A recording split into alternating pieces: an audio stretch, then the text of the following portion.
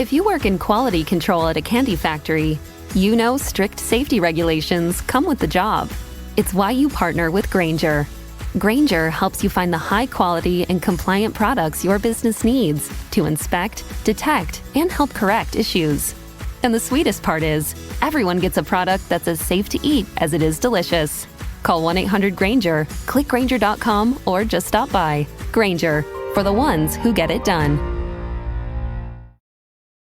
In just a moment, Suspense with Madeline Carroll. Hello. Oh, hello, Tom. Where are you? Thought you were driving over tonight. Couldn't get your car started. Well, what's wrong with it? Uh-huh. Well, sounds like ignition trouble to me, Tom. Why don't you call Ed's Auto Electric, best service station in town? He's an Autolite man. Really knows his stuff and believes in preventive service. You know, fixes things before they happen. Carries Autolite parts. You know, Autolite. Spark plugs, batteries, complete ignition systems. Yeah, that's right, the works. Oh, by the way, Tom, Autolite has that swell high-tension show on the air, Suspense. Ever hear of it?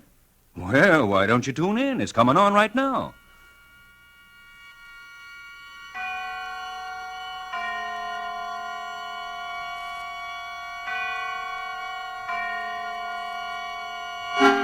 Suspense.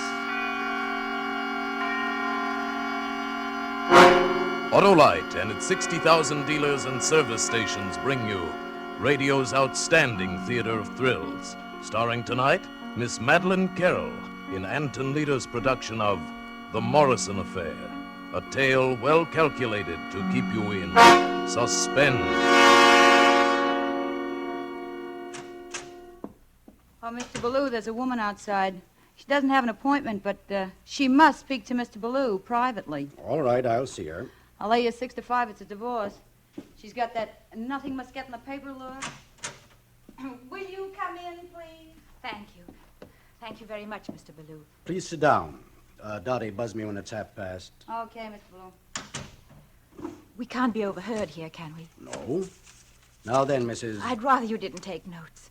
Oh, well, all right. But I do need your name. I'll tell you later.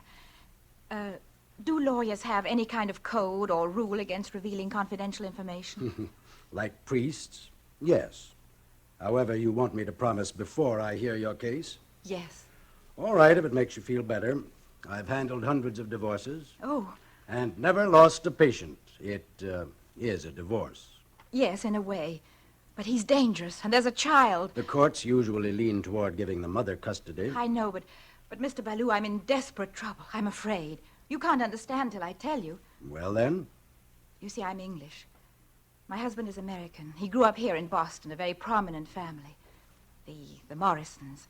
He's Dr. Paul Morrison. Yes, I know Dr. Morrison. Oh? That is, I've heard of him. Then you know he's a surgeon.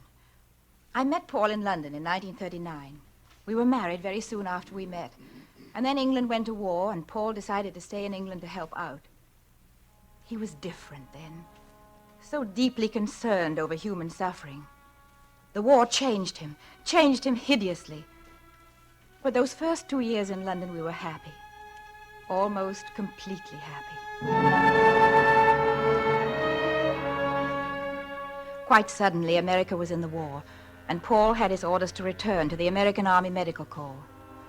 We spent the little time we had left at a cottage in the country. And all the time I was trying to forget the one thing that had been preying on my mind ever since they told me at the hospital that... But I couldn't. And so finally, even though it was our last day together, I went up to London to do what I had always known someday I would have to do. It was late afternoon when I returned. Who is it?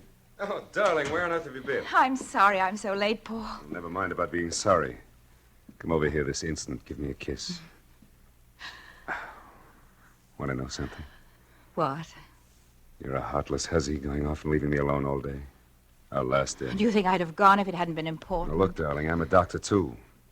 I don't know what doctor you went to see this time, but none of us can perform miracles. I don't believe in miracles, Paul, and I didn't go to London to see a doctor. I went to find out if we could adopt a child. Adopt a child? I know you've always been against the idea, Paul. Darling, this is no time to go into a big, complicated thing like that. I've got to be on my way home by this time tomorrow. It's not this time tomorrow I'm thinking about, Paul. It's all my life. If I can't have a child of my own, then I want to adopt one. But, Sheila, I sort of halfway picked out one at the orphanage today. What? His parents were killed in an air raid, and oh, Paul, you've always wanted a boy. I've wanted a son, yes.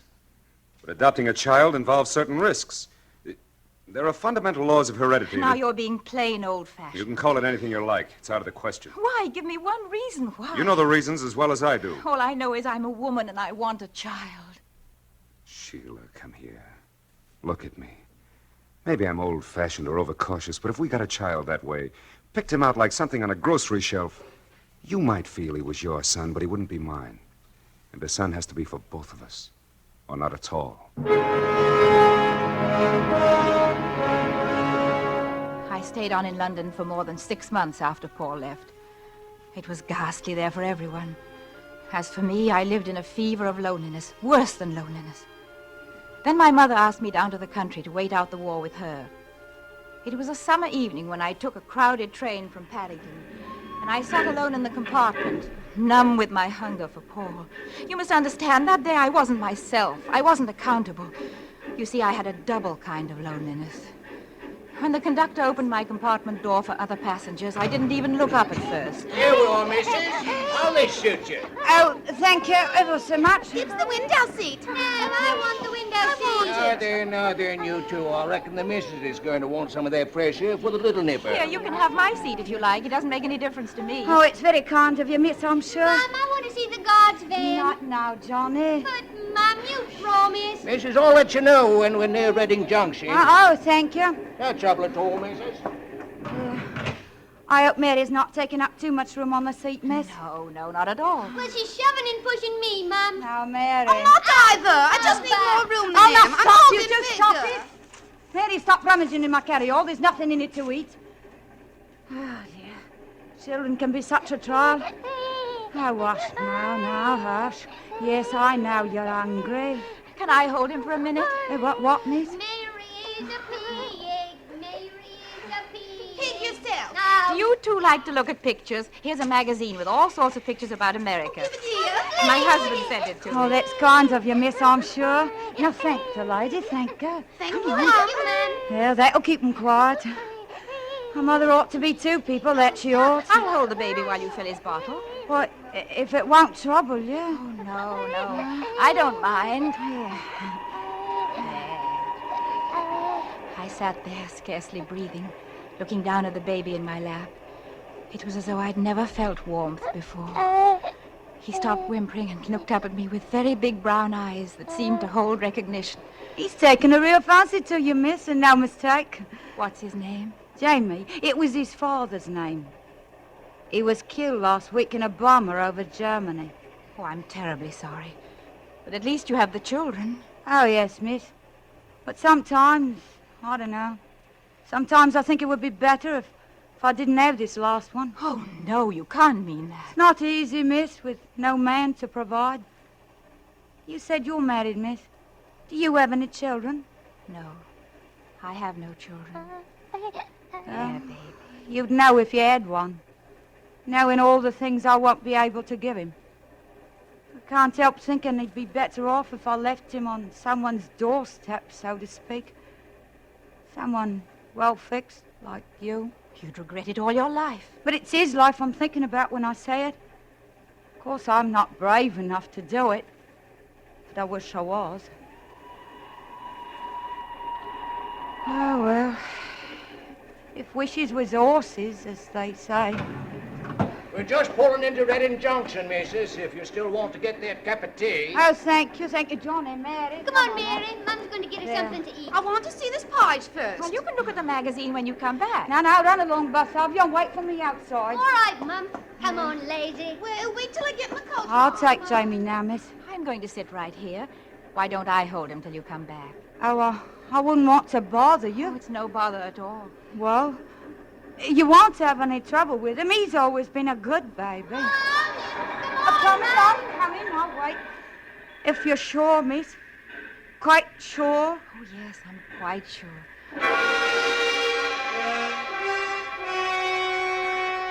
Maybe you'll say what I did was wicked. that she didn't tell me to take her child. But I know she did. She made her decision and I made mine. After a few minutes, I got up and carried the baby down the corridor. I was trembling so I was afraid I'd drop him. I managed to get off the train and made my way across the crowded platform. It was nearly time for the train to pull out. Hurry up now, train's leaving. Then I saw the woman, her two older children coming toward me. I stepped behind a post. Oh, she's a pig. Mary's a wicked pig. Too bad. Oh, come on now, we've got to hurry. Don't stop quarreling now, we have to hurry. I stood there and watched the three climb onto the train. Then he began to move. And it was the brakes or a train whistle. If only I hadn't imagined it was something else. Above the racket of the train, it sounded like a woman screaming.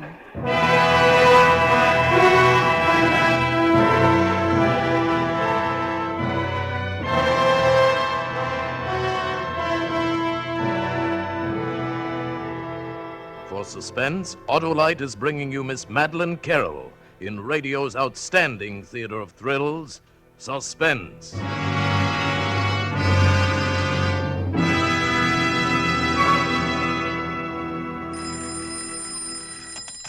Hello. Oh, it's you again, Tom. Swell program, eh? What? The name of that Autolite service station? Well, it's Ed's Auto Electric. Just look for the big Autolite sign down on Main Street. But wait, here's more dope on Autolite service. Listen to Frank Martin. For expert ignition checkup and repair, stop at your nearest Autolite service station. Highly trained mechanics working with specialized machines are ready to give your car the best, most complete, most reliable ignition service possible. And when it comes to replacement parts, why, money can't buy finer ignition equipment than Autolite. Autolite is the world's largest independent manufacturer of electrical equipment for automobiles. And many of America's finest cars and trucks are equipped with Autolite distributors, coils, generators, starting motors, batteries, and spark plugs right on the assembly line. So, friends, if you want truly reliable ignition, parts, and service, call on your nearest Autolite service station or the car dealer who sells your make of car. Autolite? Autolite service stations are listed in your classified telephone directory under Automotive Electrical Service.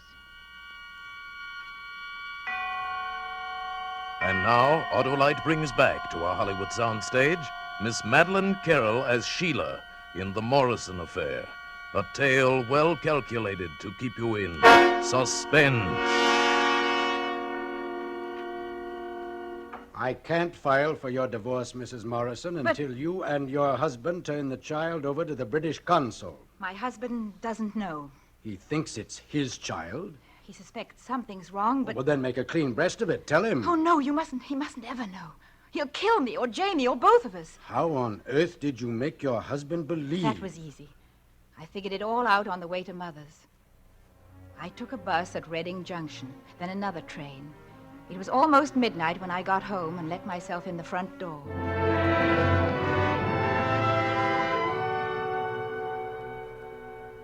Mother was waiting up. Is that you, Sheila? Yes, Mother. Oh, you've had me well at all. Sheila. Is the fire still lit in the kitchen, Mum? Oh, yes, but... Don't ask questions now, please. He's hungry. I'm going to heat him up some milk. Whose baby is it? He's mine now. What do you mean, Sheila? Whose was he? I don't know. Here, hold him while I get the milk. Oh, shh, baby, shh.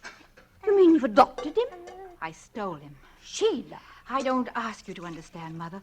I only ask you to help me. Because I'm your child and because I can't ever have a child of my own. But Paul won't let you keep this child. If he thinks it's his own, he will. Oh, look, the poor little mite's starving. Yes. It may be years before the war's over and I see Paul again. He'll look forward to seeing his son. But he's bound to ask where his son was born. He was born here. But there are records of such things, Sheila. The date, the place, the parents, the doctor. I know. Mother, telephone Dr. Lucas. Dr. Lucas? Why, he's a charlatan. He's not even a real doctor. Oh, does that matter? He's greedy, and that's the kind of man I need. Tell him I want to see him tomorrow. Because tomorrow, my son Jamie will be born.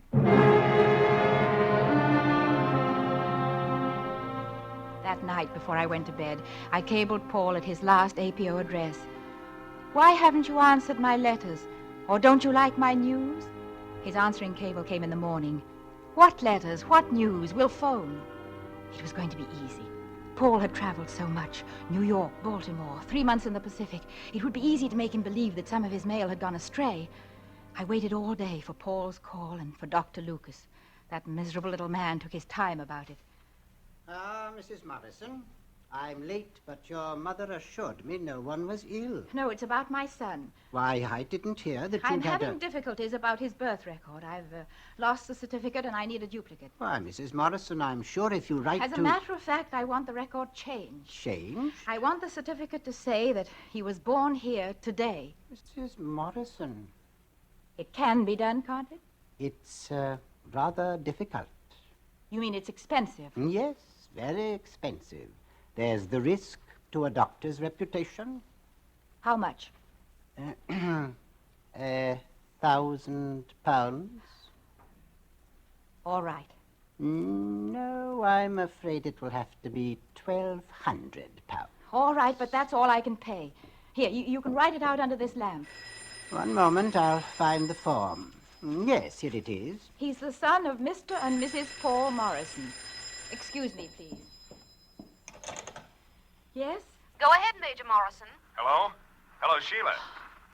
Paul! Paul, darling! Where are you? India. I turned the whole army inside out to get a priority. Can you hear me all right? Fine. But, darling, why didn't you answer my letters? Well, I answered every one I got. Then the important ones got lost or something. You haven't heard the news? What news? You're going to be a father, Paul. Did you hear me, Paul? Yes. But, Sheila, that seems impossible. But it's happened all the same. Any day now, you'll have a son and heir. Oh, you've made up your mind. It's going to be a boy, eh? That's what you want, isn't it? Yes, it's what I want. But it seems like a miracle. I was dead certain that I... Something wrong, Mrs. Morrison? I was cut off. Operator! Operator! Yes? Operator, I was cut off. It was a call from India. Didn't you hang up? Certainly not. I was cut off. Well, I'll try to get your party back. Yes, try. But it's all right if you don't. What is the name of your son, Mrs. Morrison? Jamie. Jamie Morrison. Jamie Morrison, born July 3rd, 1942. You know, Mrs. Morrison, heredity is tricky. There's nothing wrong with my son's heredity. And then there's always the danger of being found out, as long as anyone knows beside yourself.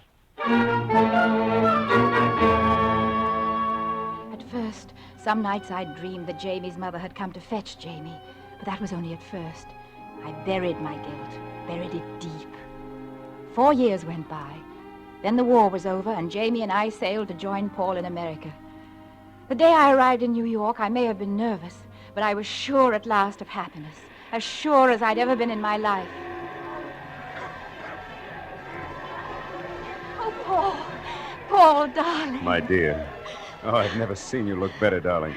Motherhood suits you. Is that my daddy? Yes, Jamie. Well, how do you do, James? My name isn't James. It's Jamie. Jamie? Yes, I've always called him that. I don't know why. It's a kind of nickname, I suppose. Well, from now on, we'd better settle for James. We Morrisons never appreciated nicknames. Funny about his eyes. His eyes? I've got to look up my Mendel. Can two blue-eyed people have a brown-eyed child? They must. We did, no matter what Mendel says. Well, he's positively the first Morrison with brown eyes. But why not? He's the miracle kid.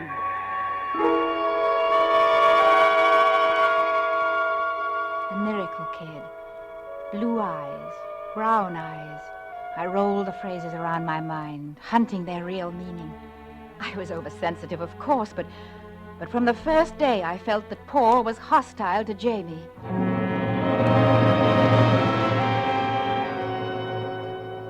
Where's my miracle kid? He's taking his nap.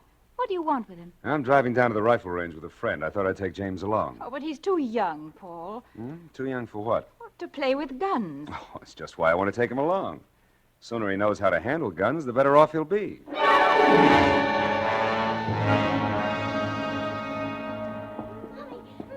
where are you, Mommy? Here I am, Jamie. Mommy, I fell off. Oh, darling, what's happened? I fell off the horse. He went too fast and jumped around, and I fell off and hurt my knee. Yeah, I brought the iodine. He's more scared than hurt. Oh, not iodine. Use peroxide. It won't sting. I told you he was too young to ride. Oh, it was a gentle horse. Jamie lost the seat when it started to trot, that's all. We'll do better next time, won't we, kid? I guess so, Daddy. There won't be a next time. Yes, there will be, Sheila. Jamie, go up to Mother's room. I'll be along in a minute to fix your knee. All right, Mummy. There's candy in my bureau. You know where. Yes, Mummy, I know. Paul, what are you trying to do? I'm trying to make my son like my son. He's my son, too, you know. What you're doing to him, Sheila, he's not anybody's son. He's a zombie. I swear I'd rather see him dead than what you want him to be. I suppose it was then that I first realized what I would have to do. That someday soon, I'd have to get Jamie away from Paul. I was frightened. I even began to carry a gun in my bag, and I began to make plans. I'd start again, build a new life for myself and my son. Then yesterday, I knew that I'd have to hurry, that I couldn't postpone my decision any longer. I found out when Paul came home from the hospital. He came directly to my room. Ah, there you are. I want to tell you something, Sheila. What is it? What's happened? A big day at the conference. Oh, you mean the medical conference? Yeah, a psychiatrist from Chicago named Drake read a paper on psychosomatic medicine. Terrific. And then there was a curious report on euthanasia. You know, mercy killing. Interesting but extreme. In what way? Well, the doctor delivering the report favors not only the mercy killing of incurables, he advocates weeding out and purifying the race by studying heredity and eliminating those whose heredity is questionable. Real crackpot. Horrible. Sheila, while his report was going on, though, I began to wonder about you and Jamie. About me and Jamie? Yes. I wanted to ask you, is there something about Jamie's heredity that you don't want me to know?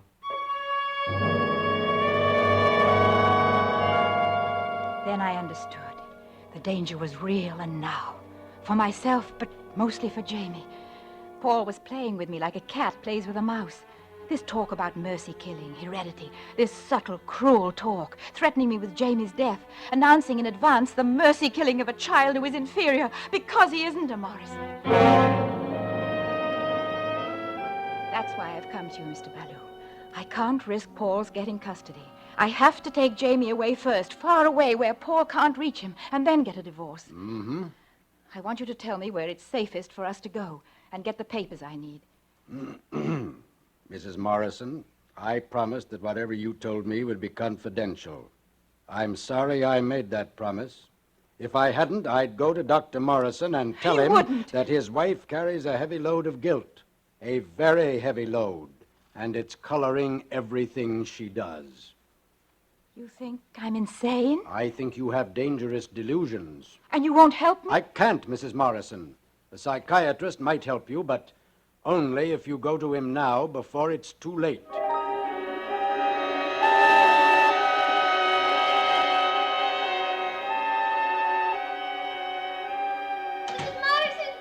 Morrison! Yes? You're to go to the hospital. Dr. Morrison said for you to come right away. What is it, Elsa? What's happened? It's the little boy. Jamie! He got hold of one of his daddy's guns. He's done it. He's killed Jamie. Jamie was playing with it, and it went off when it was pointed right at itself. He's hurt bad.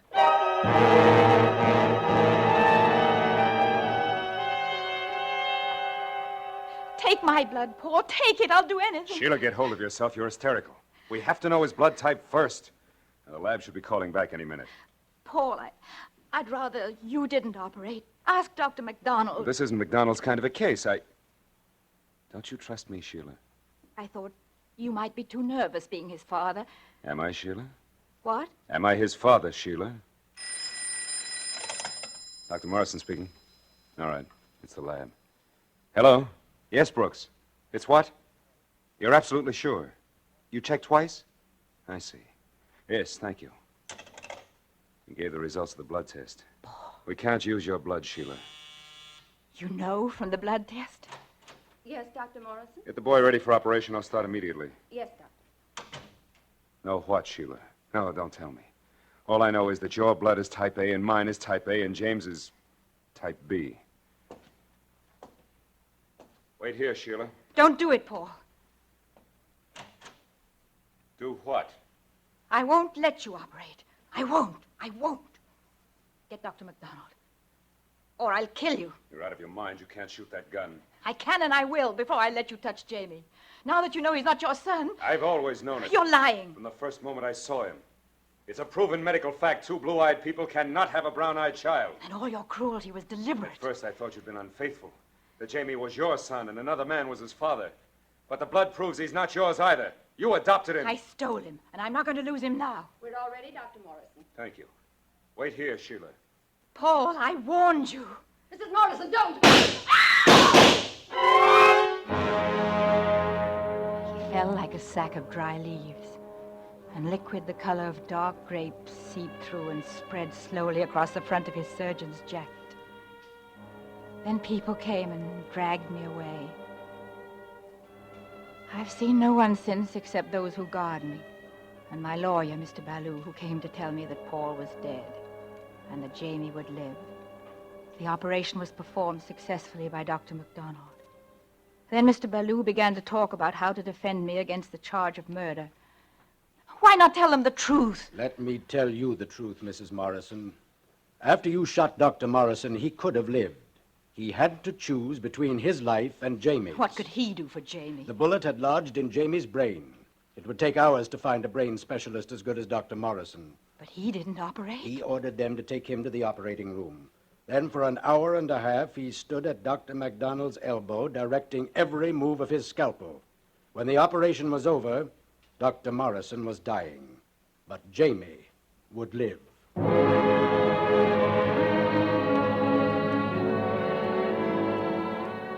And so, in my defense, Mr. Ballou intends to plead insanity. But I wasn't insane then. Nor am I now, I know that. I'm merely a selfish woman. Everything I did for myself, not for Jamie. I can see that now. But Paul gave his life for his son. And no matter what happens to him now, Jamie had a father.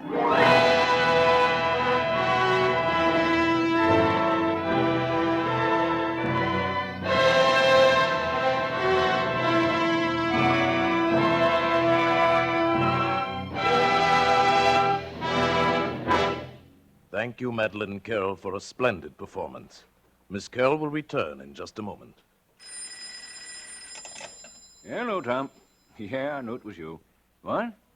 You just called to say thanks for telling you about Autolite? Well, don't thank me. Frank Martin's your man. Well, friends, you'll thank and congratulate yourself for depending on your Autolite serviceman because of the way your car will perform after it's had his expert care.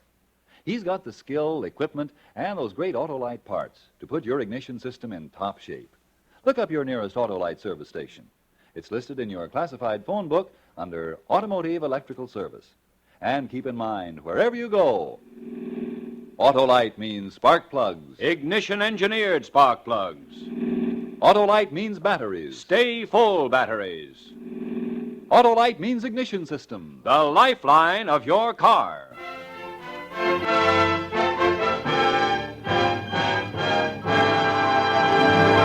And now, here again is Miss Madeline Carroll.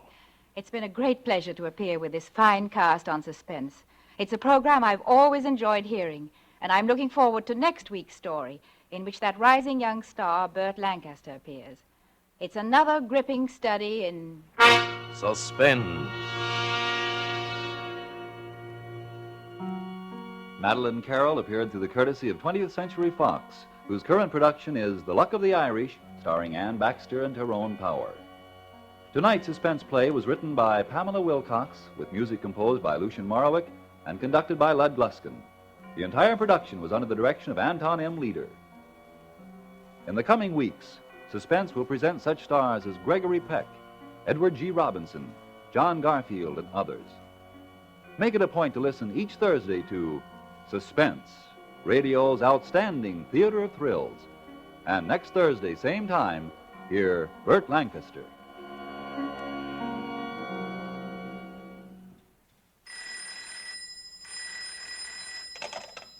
This is the Autolite Suspense Show. Drive slowly. Death and danger travel in fast company. Good night. Switch to Autolite. This is CBS, the Columbia Broadcasting System.